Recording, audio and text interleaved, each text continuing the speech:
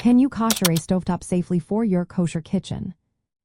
Have you ever wondered if you can kosher a stovetop for your kosher kitchen? The answer is yes, but it requires following specific steps to ensure safety and compliance with kosher laws. Let's break it down together. First, kashering means removing any absorbed flavors from surfaces or utensils. This is done through heat or boiling water. Before starting, it is essential to clean your stovetop thoroughly. Make sure to remove any food residue or grease.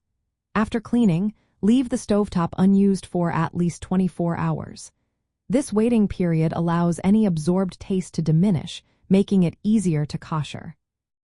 Now, the method you use depends on the type of stovetop you have. If you have a gas stovetop with grates, start by removing the grates.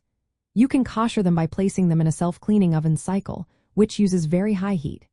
If you do not have a self-cleaning oven, cover the stovetop with a metal sheet or aluminum foil. Turn the burners on high for about 15 minutes. This intense heat will kosher both the grates and the stovetop surface beneath. For the area between the grates, pour boiling water over it after cleaning. Be careful when using foil and high heat to avoid any damage or hazards. If you have an electric coil stovetop, the process is slightly different.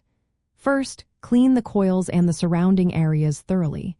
Then, turn each coil to its highest setting for about 15 minutes. This will burn off any residue. For glass or glass ceramic stovetops, kashering can be more complex.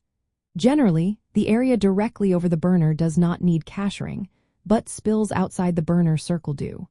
You can pour boiling water carefully onto the glass surface that has been heated to a high temperature.